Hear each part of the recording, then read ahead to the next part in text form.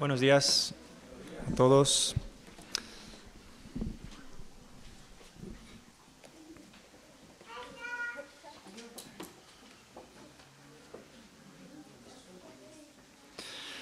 Vamos a orar. Padre nuestro que estás en los cielos, estamos en esta mañana pendientes de escuchar tu palabra. Tú, el Dios del universo, vienes a encontrarte con nosotros para hablarnos en esta mañana por medio de tu palabra.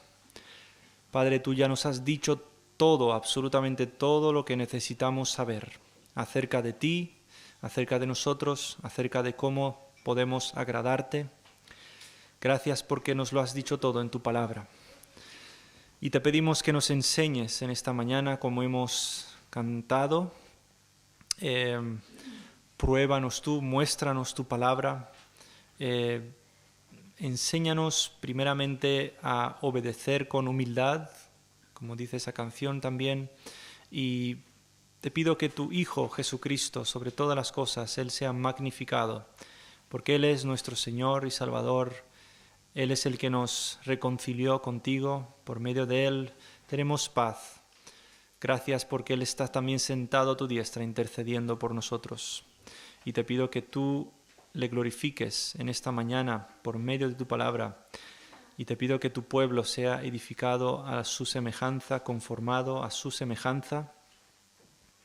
Que no solamente vengamos a escuchar algo e irnos, sino que pueda dar fruto en nosotros, fruto de obediencia a ti, fruto de amor hacia nuestro Señor Jesucristo. Y también te pido, Padre, que tengas misericordia de aquellos que en esta mañana están muertos en delitos y pecados. Como dice tu palabra, el hombre natural no percibe las cosas que son del Espíritu porque para él son locuras y no las puede entender porque se han de discernir espiritualmente. Te pido, Padre, que tengas misericordia y hagas tú una cirugía en su corazón y regeneres ese corazón muerto en pecados. Te lo pedimos todo esto en el nombre de Jesucristo. Amén.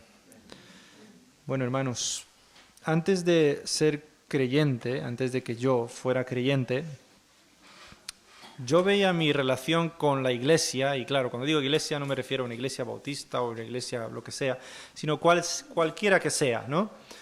Yo veía mi relación con la iglesia de esta manera. Un lugar donde voy para sentarme durante un tiempo, un ratito, y mientras estoy ahí sentado, pues esperar recibir algo de Dios, ¿no? Mientras obviamente participo en todo el culto, ¿no?, propuesto por esa iglesia. Ahora, es posible que tú también tengas este mismo pensamiento. Es posible incluso que es lo que estés pensando en este momento acerca de la iglesia. Todos nosotros, aun siendo miembros de esta iglesia, podemos caer en esta mentalidad que al final se resume de esta manera: ver a la iglesia como un lugar donde recibo algo.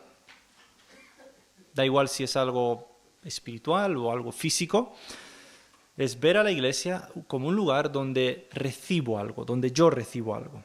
Y de acuerdo a esta visión, la iglesia no es muy diferente, si lo pensamos bien. La iglesia, de acuerdo a esta visión, no es muy diferente a un centro de ayuda social.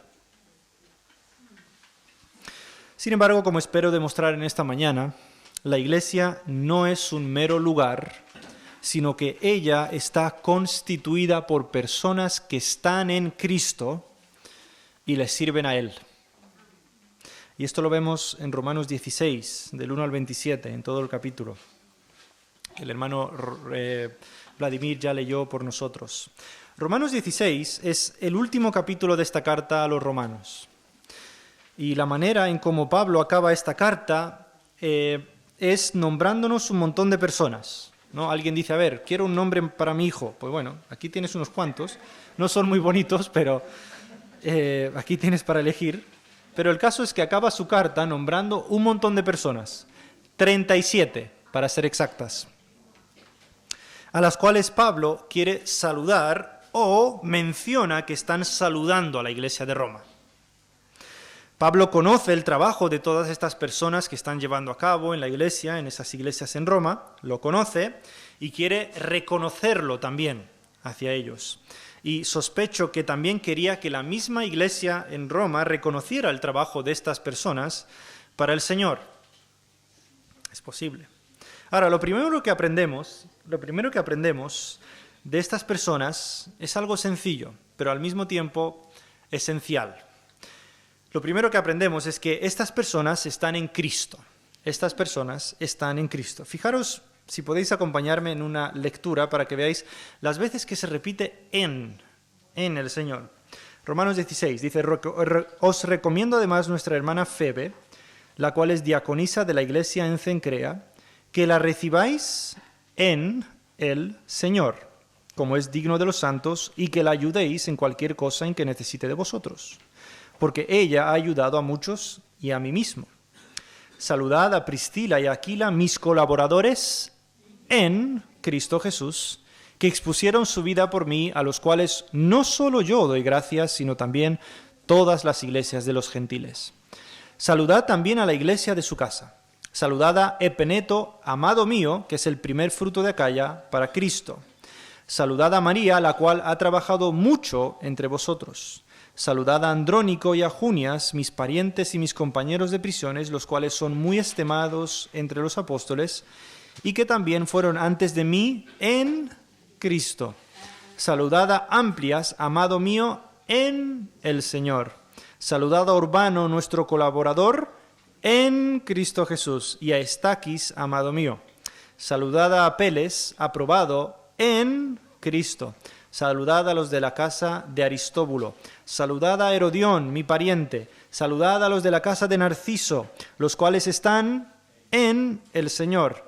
Saludad a Trifena y a Trifosa, las cuales trabajan en el Señor. Saludad a la amada Pérsida, la cual ha trabajado mucho en el Señor.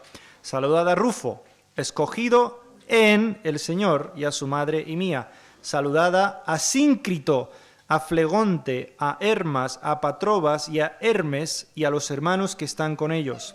Saludad a Filólogo, a Julia, a Nereo y a su hermana, a Olimpas y a todos los santos que están con ellos. Y desde aquí no se vuelve a repetir hasta el versículo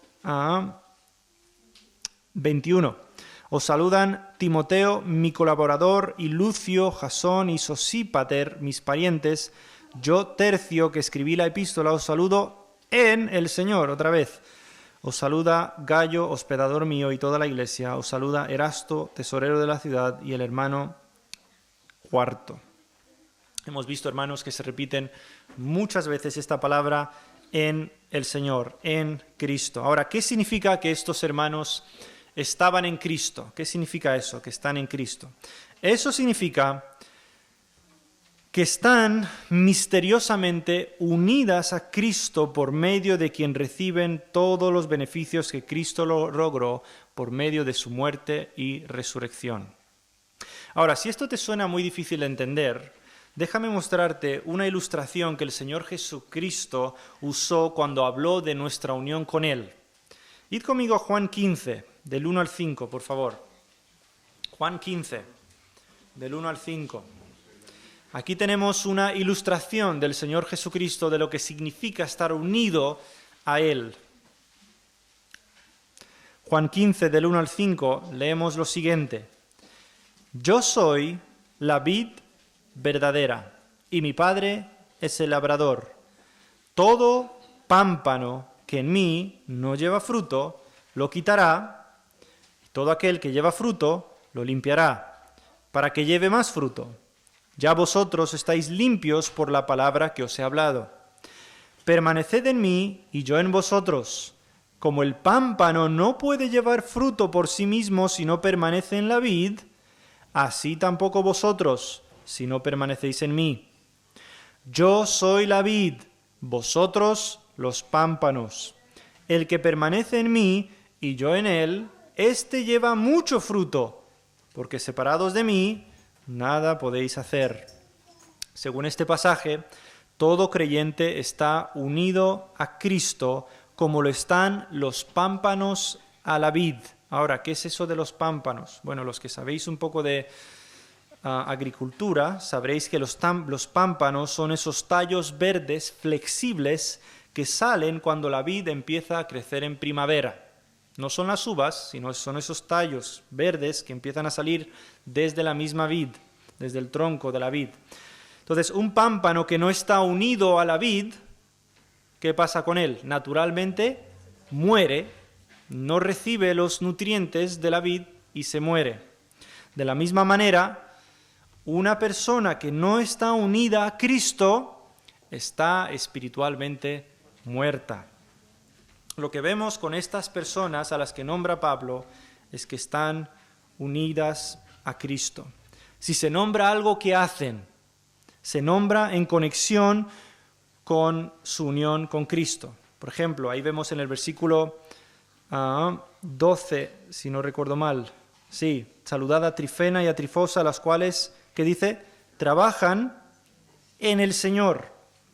Esto nos muestra que la iglesia está constituida por personas que están en Cristo. Personas que están en Cristo. Ahora, ¿qué implica eso para nosotros? ¿Qué implica esta verdad? Implica que uno no puede ser parte de la iglesia si no está unido a Cristo. Para que una persona sea parte de la iglesia, primero tiene que estar unida a Cristo. No hay otra manera. No hay otra manera. Si quieres ser parte de la iglesia, primero tienes que estar unido al Señor Jesucristo, de donde recibes esa vida espiritual. No hay otra manera. Ahora bien, hay otras dos características secundarias de estas personas a las que nombra Pablo y que me gustaría señalar. La mayoría, agarraos hombres, son hombres. No sé si os habéis dado cuenta. Los he contado, ¿eh? Hay un total de 27 hombres. Si no incluimos a Junias, que no está muy claro, ahí en el versículo 7, fijaros lo que dice, saludad a Andrónico y a Junias. No está muy claro si Junias es un nombre de chico o un nombre de chica. Lo más posible es que sea de mujer. Es lo más posible. Entonces, si no incluimos a Junias, hay un total de 27 hombres que el apóstol Pablo nombra aquí. ¿Qué nos muestra esto? Esto nos muestra que los hombres de la iglesia de Roma eran muy activos en el servicio al Señor. Muy activos. ¿Y tú? ¿Y tú? Hombre, ¿a qué te dedicas? ¿Solamente a tu trabajo? Hermanos, no podemos pasar por alto esta verdad que encontramos aquí. El apóstol Pablo nombra 27 hombres que estaban sirviendo al Señor. De alguna u otra manera, sirviendo al Señor en la iglesia. No podemos pasar por alto esta verdad que encontramos en estos pasajes. ¿Y tú? ¿Qué haces con tu tiempo? O a lo mejor piensas, no, eso de servir a Dios y eso de servir en la iglesia es cosas de mujeres. Hay hombres que piensan así. Pues entonces estos nombres que ves aquí va muy en contra de ese pensamiento. Esa es la primera cosa, la mayoría son hombres. La segunda cosa, se mencionan varias mujeres. Hay un total de 8 mujeres, una vez más si incluimos a Junias. Esto nos muestra que las mujeres servían en la iglesia al Señor junto a los hombres. De hecho, cuando se menciona alguna mujer, se dice que trabajó en el Señor. Fijaros versículos 6 y 12. Saludad a María, no la madre de nuestro Señor Jesucristo, sino otra María, era un nombre muy común, ese nombre, muy posiblemente judía. Saludad a María, la cual ha trabajado mucho entre vosotros. Y versículo 12, saludad a Trifena y a Trifosa, nombres muy interesantes, las cuales, ¿qué hacían ellas? Trabajan en el Señor. Y ese verbo, trabajar, literalmente significa se fatigaron. No es solamente trabajar así, sino se fatigaron, sudaron en el Señor. En la iglesia debe haber espacio para que las mujeres sirvan, incluso públicamente, como es el caso de Febe, dentro de los límites de las Escrituras. Ahora, dejadme explicar el caso de Febe. Hay ciertas cosas que el Señor no permite a las mujeres, como enseñar y ejercer dominio sobre el hombre en cuestiones espirituales. Id conmigo, por favor, a 1 Timoteo, capítulo 2. Primera carta a Timoteo, capítulo 2.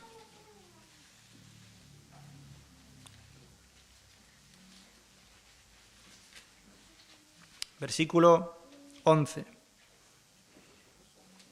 Dice el Señor: la mujer aprenda en silencio, con toda sujeción, porque no permito a la mujer enseñar, ni ejercer dominio sobre el hombre, sino estar en silencio. Porque Adán fue formado primero, después Eva. Y Adán no fue engañado, sino que la mujer, siendo engañada, incurrió en transgresión. Vemos que hay ciertas cosas que el Señor no permite a las mujeres, como enseñar y ejercer dominio sobre el hombre en cuestiones espirituales. Ahora, no porque no sean capaces tanto intelectualmente como espiritualmente. Hay muchas mujeres mucho más capaces que muchos hombres, tanto intelectualmente como espiritualmente. Hay muchas mujeres así. No se les prohíbe ejercer y enseñar dominio sobre el hombre por esa razón, sino es una razón que tiene que ver con el orden. El Señor formó a Adán primero y después a Eva, lo cual implica que el hombre tiene cierta autoridad sobre la mujer. Fuera de esas prohibiciones que hemos visto aquí, como enseñar y ejercer dominio sobre el hombre, hay libertad para que la mujer sirva. El caso de Febe es un ejemplo de ello. Vamos a leer otra vez el versículo 1 de Romanos 16, por favor. Os recomiendo además nuestra hermana Febe, la cual es diaconisa de la iglesia en Cencrea. Se dice que ella era diaconisa, ¿verdad? Ahora la pregunta es, ¿puede una mujer ser diaconisa? Depende. Si entendemos que los diáconos son servidores de mesas fieles que se dan a sí mismos para ocuparse de las necesidades del cuerpo, entonces sí. Si entendemos que los diáconos son personas que proveen liderazgo espiritual, además de los pastores, entonces no. Como veis, en el primer caso, un diácono no estaría ejerciendo autoridad espiritual sobre la iglesia, sino simplemente estaría ocupado con las necesidades físicas de la iglesia, y esto entraría dentro de los límites que el Señor ha puesto para la mujer en su servicio a la iglesia. En el segundo caso, un diácono estaría ejerciendo autoridad espiritual sobre la iglesia y por tanto estaría fuera de los límites que el Señor ha puesto para la mujer en su servicio a la iglesia. Ahora, ¿cuál de los dos es correcta? Ahora, aunque no hay mucha evidencia bíblica acerca de cuál debe ser exactamente el trabajo de un diácono, no hay un versículo que diga el diácono debe hacer esto, ¿sí? Lo más posible es que el diaconado no es otra cosa que un servicio a la iglesia cuyo objetivo es satisfacer ciertas necesidades físicas que la iglesia tiene. Nada más. Nada más. Una vez más. Lo más posible es que el diaconado no es otra cosa que un servicio a la iglesia cuyo objetivo es satisfacer ciertas necesidades físicas que la iglesia tiene. No implica liderazgo espiritual. Sin embargo, si una iglesia ve el diaconado como algo que otorga cierta autoridad espiritual sobre la misma iglesia, entonces creo que no deberían tener diaconisas.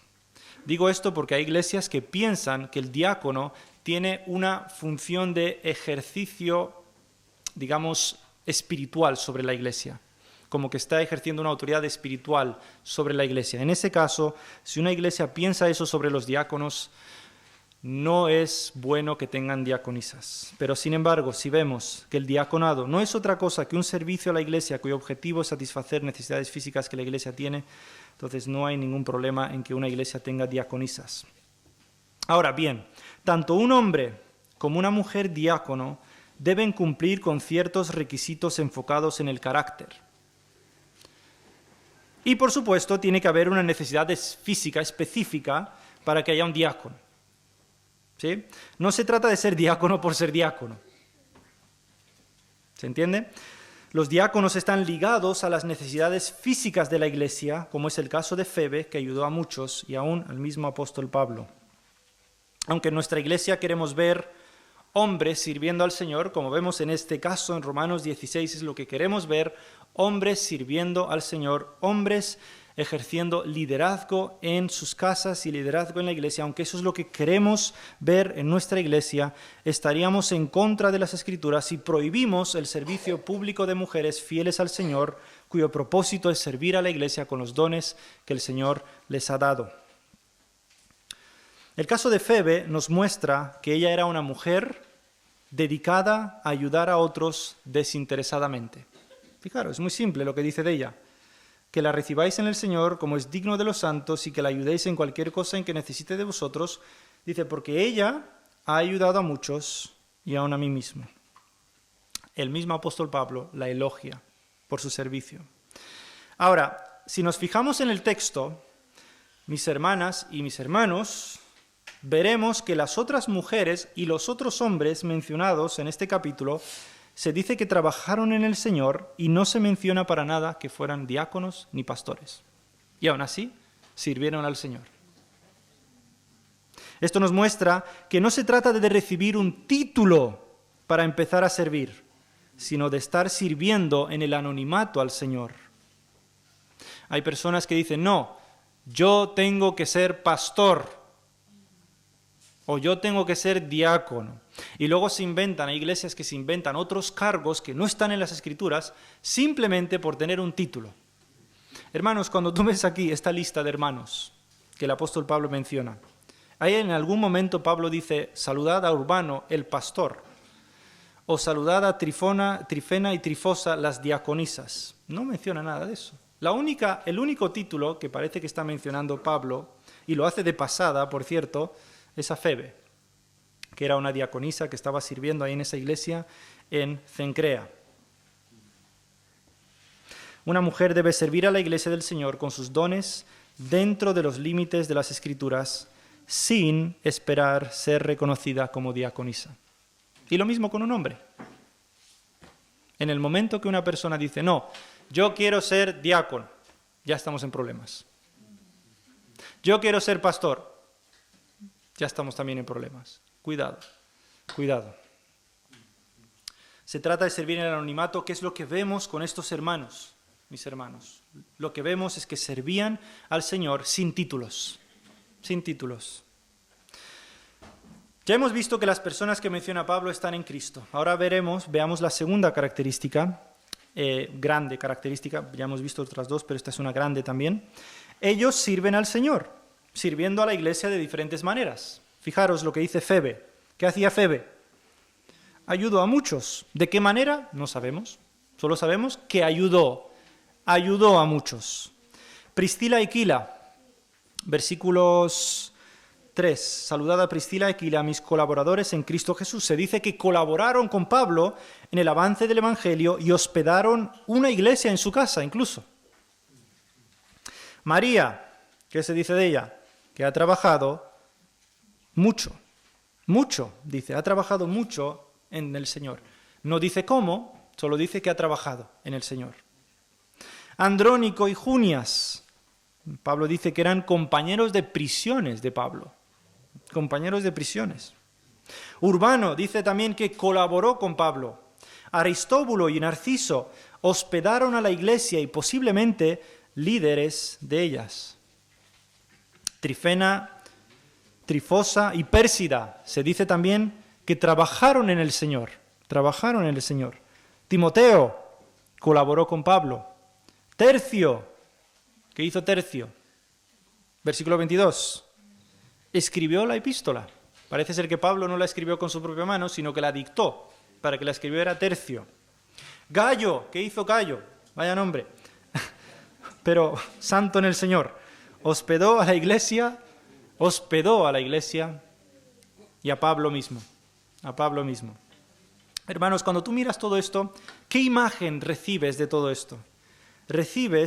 La imagen que recibimos de todos estos nombres es la de una iglesia que está en Cristo y trabaja para Él de diferentes maneras. ¿Ves una iglesia que está trabajando en el Señor? Una iglesia, miembros de esta iglesia que están trabajando en el Señor, que no están siendo, no simplemente van a la iglesia, se sientan en su silla y hacen ya, y se olvidan de todo durante el resto de la semana. Lo que ves con estos hermanos es que están trabajando en el Señor, de alguna u otra manera. Y fíjate que no se menciona el trabajo específicamente porque no es importante. Lo importante es que estaban trabajando, sirviendo al Señor de alguna manera.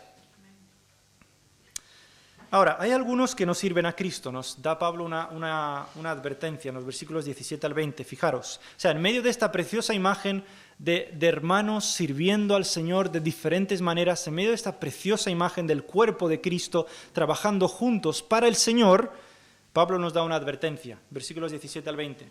Dice, mas os ruego, hermanos, que os fijéis en los que causan divisiones y tropiezos en contra de la doctrina que vosotros habéis aprendido y que os apartéis de ellos. ¿Y por qué? Porque tales personas no sirven a nuestro Señor Jesucristo, sino a sus propios vientres, y con suaves palabras y lisonjas engañan los corazones de los ingenuos. Porque vuestra obediencia ha venido a ser notoria a todos, así que me gozo de vosotros, pero quiero que seáis sabios para el bien e ingenuos para el mal. Y el Dios de paz aplastará en breve a Satanás bajo vuestros pies. La gracia de nuestro Señor Jesucristo sea con vosotros. Qué advertencia, ¿no? Vemos unos saludos preciosos a estos hermanos, que Pablo reconoce el trabajo de cada uno de ellos, una iglesia activa en el Señor, una iglesia sirviendo al Señor, y en medio de todo eso, ves aquí una advertencia acerca de unas personas que en vez de servir a nuestro Señor Jesucristo, como lo hacían aquellos a los cuales Pablo mencionó, a los cuales Pablo normó, en vez de servir al Señor Jesucristo, servían a sus propios vientres. Ese es el problema de ellos. Versículo 18 dice, porque tales personas, dice, no sirven a nuestro Señor Jesucristo. No sirven a nuestro Señor Jesucristo. Los otros que ha nombrado Pablo sí servían al Señor Jesucristo.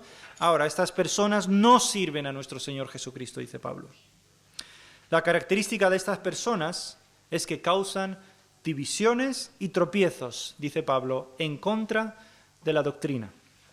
En Romanos 13:13, id conmigo, estamos un poco más atrás, dice así, Romanos 13:13, andemos como de día honestamente, no en glotonerías y borracheras. Todo el mundo dice amén, pecado, glotonería y borrachera. Lujurias y lascivia, amén, dirá a todos, pecado. Pero ¿y qué de estos? Contiendas y envidia. Pablo aquí nos advierte que las contiendas, que dice, son obras de ¿qué? De las tinieblas. Versículo 12, las obras de las tinieblas. Son obras de las tinieblas, contiendas.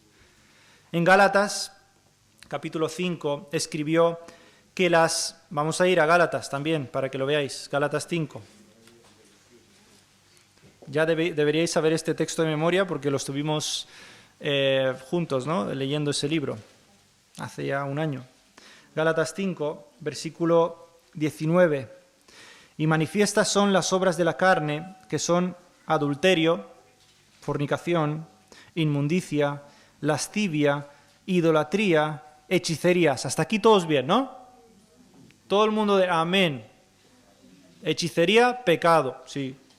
Adulterio también. Espero que sepas que adulterio es pecado. Fornicación también, pecado. Inmundicia, todo el mundo, amén, amén. ¿Y qué de estos otros pecados? Enemistades, pleitos, celos. ¿Cómo que celos? Celos, sí, celos, obra de la carne. Iras, ¿qué más dice? Contiendas, disensiones. La misma palabra. Las disensiones son obras de la carne. Es la misma palabra que Pablo usa en Romanos 16, cuando dice acerca de estas personas que no sirven a nuestro Señor Jesucristo y que la característica de ellos es que están andando en contiendas y tropiezos constantemente. Y dice Pablo que personas así, ¿qué hacemos con estas personas? Personas así debían ser señaladas señaladas. Por eso les manda que se fijen en ellas, que se fijen, ya que lo único que están haciendo estas personas es andar en la carne, nada más. Es posible que eso es lo que significa que servían a sus propios vientres, que andaban en su carne, de acuerdo a los deseos de su carne. Ahora, ¿a qué doctrina se refiere? Porque ahí dice Pablo que os fijéis en los que causan divisiones y tropiezos en contra de la doctrina que vosotros habéis aprendido. ¿A qué doctrina se refiere? No es otra cosa que el Evangelio, hermanos. Aquí el término doctrina debe ser entendido en su sentido más amplio, que abarca toda la enseñanza cristiana que tiene como base el Evangelio. Es decir, la buena noticia de que Dios reconcilia al mundo por medio de Jesucristo. Pablo manda a la iglesia a fijarse en las personas que causan divisiones en la iglesia y hacen tropezar a las personas para que no vivan de acuerdo al Evangelio. Pablo manda y nos dice, fijaos en ellas, en los que hacen que otros tropiecen en contra de la doctrina del Evangelio. ¿Y qué debemos hacer? ¿Solamente fijarnos en ellas? Pablo dice algo fuerte. Debemos apartarnos. Dice, mas os ruego, hermanos, que os fijéis en los que causan divisiones y tropiezos en contra de la doctrina que vosotros habéis aprendido y que os apartéis de ellos, que os apartéis de ellos. Lo cual nos muestra la seriedad de este pecado. ¿Qué significa apartarse de estas personas? Simplemente significa, hermanos, no unirse a ellas en adoración a Dios hasta que se arrepientan. No significa que tú las odies y ni siquiera te acerques a ellas, sino simplemente significa no unirte a ellas mientras estás adorando a Dios. Que no piense esa persona que está andando en contiendas y tropiezos, que no piense que esa persona está bien con Dios. Porque si tú te unes a esa persona en adoración, lo que estás diciendo es que no pasa nada lo que tú estás haciendo al hacer tropezar a la iglesia y al dividir a la iglesia. Hermanos, esta advertencia nos muestra la seriedad del pecado de la división. Es tan serio que la iglesia del Señor debe apartarse de las personas que promueven hacia la división. La división se produce cuando nuestros intereses particulares están por encima de la unidad que gozamos por estar en Cristo. Cuando tus intereses están por encima de la unidad que tienes con tus hermanos en Cristo, entonces estás produciendo una división. También aprendemos de esto que la iglesia es llamada a disciplinar a aquellos que hacen estas cosas. Ahora, disciplinar no me refiero a coger un palo y pegarles, ¿entendéis, no? No me refiero de disciplina física, sino disciplina en el sentido de decir a esas personas, no podemos afirmar ahora lo que tú crees. No podemos decir que tú realmente crees en el Señor Jesucristo porque tú estás andando en divisiones y tropiezos. Y la iglesia debe hacer eso. Cuando la iglesia no está haciendo eso, el apóstol Pablo nos dice que somos unos envanecidos. ¿Os acordáis a quiénes llamó envanecidos por última vez Pablo? A los corintios. ¿Qué estaban haciendo los corintios? Permitiendo una conducta terrible entre ellos. Un hombre durmiendo con la mujer de su padre. Y los corintios, no pasa nada. Y Pablo les dice, estáis envanecidos por permitir eso. Nosotros, mis hermanos, estaríamos igual de envanecidos si permitiéramos que las divisiones y tropiezos sigan estando en la iglesia. La iglesia del Señor Jesucristo no debe tolerar el pecado, y mucho menos aquellos pecados que llevan a una ruptura de la unidad que gozamos en Cristo. Esos son de los peores pecados. Eso es como, mis hermanos, eso es como partir a la esposa de Cristo en varios trozos. Imagínate. Por eso es tan grave este pecado de la división. ¿No es eso condenable delante del Señor? Partir a su esposa. ¿Cuál es su esposa? Su iglesia, hermanos. Su iglesia, la cual Él redimió de toda tribu, de toda lengua, de toda nación de este mundo. Y los unió a Cristo Jesús y les sentó esa iglesia en los lugares celestiales. Cuando tú estás haciendo divisiones, lo que estás haciendo es partiendo en trozos a la esposa de Cristo. Ahora, mirando el versículo 20, Pablo termina esta advertencia con una esperanza. Con una esperanza. Fijaros, porque Versículo 20. Y el Dios de paz aplastará en breve a Satanás bajo vuestros pies. La esperanza es que Dios aplastará a Satanás bajo nuestros pies. Ahora, interesante, que Pablo hable de Satanás en este punto, es posible que lo que está haciendo es relacionar esta actitud divisoria y tropezadera, está relacionando esa actitud de esas personas con la actividad satánica. Es muy posible que esto sea así, ya que recordad, en Efesios 6 se nos dice esto, y tenemos que grabar esto en nuestros corazones y en nuestras mentes constantemente, porque no tenemos lucha contra carne y sangre, es decir, no tenemos lucha contra personas, sino, dice Pablo, contra principados, contra potestades, contra los gobernadores de las tinieblas de este siglo, contra huestes espirituales de maldad en las regiones celestes. Por tanto, Pablo está relacionando esa obra divisoria de estas personas que están en la iglesia, que solo quieren hacer dividir a la iglesia y tropezar a la iglesia, está relacionando todo eso con el verdadero enemigo, que es Satanás. Actividad satánica. Mi hermano, si tú estás, que el Señor nos libre de esta actitud divisiva, pero cada vez que nosotros estamos moviéndonos hacia esa actitud divisiva y tropezadera, estamos colaborando con la actividad satánica, nada más. El creyente, esta es la esperanza, el creyente tendrá victoria, ya que Dios acabará con esta actividad satánica. Recordad que eso es lo que Dios le prometió a nuestro Señor Jesucristo en el Salmo 110.1. En el Salmo 110.1 dice así: Jehová dijo a mi Señor, siéntate a mi diestra hasta que ponga a todos tus enemigos por estrado de tus pies. Esa es la promesa que Dios le hizo al Mesías, al Señor Jesucristo. Siéntate a mi diestra hasta que yo ponga a todos tus enemigos debajo de mis pies. O como lo expresa Pablo en 1 Corintios 15, luego el fin, cuando entregue el reino al Dios y Padre, cuando haya suprimido todo dominio, toda autoridad y potencia. Y dice, porque preciso es que Él reine. ¿Quién es este Él? El Señor Jesucristo. Porque preciso es que Él reine hasta que haya puesto a todos sus enemigos debajo de sus pies.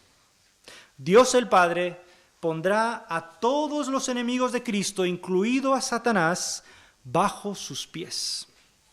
Todos los que están en Cristo también participamos de esta victoria, porque ¿qué nos dice el texto? Y el Dios de paz aplastará en breve a Satanás bajo vuestros pies. ¿Cómo es posible que Dios aplaste a Satanás bajo nuestros pies? Porque nosotros estamos en Cristo y Dios aplastará todos los enemigos de Cristo. Y si tú estás en Cristo, son tus enemigos y tú también participarás de esa victoria. Los que están en Cristo serán victoriosos porque Cristo será victorioso sobre sus enemigos. No serás victorioso por ti mismo, serás victorioso porque estás en Cristo, quien es victorioso y quien será victorioso. Importante. Si no estás en Cristo, me gustaría que pienses por un momento en esto. Si Satanás mismo, el mayor enemigo de Cristo y de su iglesia, si él mismo será puesto bajo sus pies, ¿cuánto más tú que constantemente vives tu vida burlándote de Dios y viviendo a tu manera? Por eso mi llamado para ti es venir en esta mañana a Él, a arrepentirte de tus pecados, a entregar las armas, a rendirte, y Él te aceptará, te perdonará de todas tus locuras, de todos tus pecados, como hizo con el apóstol Pablo, mis hermanos. Pablo ciertamente era de lo peor que había en su tiempo, en el sentido de la iglesia. Lo sabéis, cómo perseguía la iglesia el Señor. Depuso sus armas y el Señor le perdonó. En Romanos 16 vemos que la vida cristiana es sencilla. ¿No es así? Es sencilla. ¿Qué es lo que vemos en este capítulo? Lo único que vemos es una iglesia compuesta por personas que están unidas a Cristo y le sirven. De eso es la iglesia. ¿No? Es sencillo. Son un montón de gentes, de un montón de nacionalidades, quién sea de dónde son, da igual, eso no importa. Un montón de gente que están en Cristo, por la gracia de Dios, están en Cristo, pero no son inactivos, sino que le sirven a Él, le sirven, con los dones que el Señor ha dado a cada uno en particular, para edificar a la iglesia a su manera. Pero eso es La vida cristiana es simple, hermanos. Es unirnos con otros que están en Cristo y servir al Señor. No esperar títulos, no esperar que otros me sirvan, servir al Señor. Es muy simple, nosotros lo hacemos complicado. Nos advierte también de que hay algunos que no les sirven y también eso debemos ponerlo en práctica. Que aquellos que no sirven a nuestro Señor Jesucristo y que están entre nosotros deben ser apartados de la adoración al Señor. Debemos decirle que hasta que tú no dejes tu pecado, no podemos decir que tú eres de Cristo. Ahora, ¿cómo termina? Bueno, termina nombrando a algunas otras personas, como Timoteo, ¿sabéis? Timoteo, Lucio, Jasón, Sosípater, otro nombre interesante, Tercio, y también tenemos un cuarto. Tenemos un tercero y un cuarto. Se ve que el padre no tenía mucha imaginación y dijo, pues tercero y el cuarto, ¿qué hacemos con el cariño? Cuarto, ya está. No nos compliquemos la vida. Padre muy práctico. En fin, por eso no hay que dejar a veces a los padres poner nombres. Pero bueno. Pero tras nombrar a estas personas, Pablo termina como empezó la carta. ¿Cómo empezó la carta? De una manera preciosa. Fijaros, Romanos 1. Pablo, siervo de Jesucristo, llamado a ser apóstol, apartado para el Evangelio de Dios, que Él había prometido por sus profetas en las Santas Escrituras. ¿Cómo empieza Pablo su carta? El Evangelio. La buena noticia de que Dios salvó a pecadores. La buena noticia de que Dios hoy salva a pecadores por medio del Señor Jesucristo, quien murió y resucitó para que todo aquel que en Él cree no se pierda, sino que tenga vida eterna. Así es como empieza la carta. ¿Cómo la termina? Igual. Dice, y al que puede confirmaros o fortaleceros. Pero ¿cómo nos fortalece Dios? ¿Cómo podemos nosotros estar seguros de que Dios nos fortalece? Según su Evangelio. Dice, según mi Evangelio y la predicación de Jesucristo, según la revelación del misterio que se ha mantenido oculto desde tiempos eternos, pero que ha sido manifestado ahora y que por las Escrituras de los profetas, según el mandamiento del Dios eterno, se ha dado a conocer a todas las gentes para que obedezcan a la fe, al único y sabio Dios, sea gloria mediante Jesucristo para siempre. Qué precioso sería meternos en cada uno de estos elementos de esta doxología, porque esto es una doxología, es una adoración a Dios, lo que ves en estos versículos del 25 al 27. Pablo eleva su mente y su corazón para glorificar a Dios por medio de estas palabras en esta carta, en este momento. Sería precioso meternos en cada uno de estos detalles de esta doxología, pero no hay tiempo. Sin embargo, solo quiero destacar que Él, Dios, fortalecerá a su iglesia que está en Cristo y le sirve. Él se encargará de fortalecernos, mis hermanos. Él se encargará. Y porque Él hará esto, porque Él se encargará de fortalecernos, ¿qué dice el versículo 27? A Él sea gloria mediante Jesucristo para siempre. Amén. Toda la gloria se la lleva a Él, porque Él es el que fortalece a su iglesia. Esta iglesia, que obviamente, seguramente, todos estos hermanos que menciona aquí, estoy seguro que tenían sus pecados, estoy seguro que tenían muchas cosas que tenían que cambiar.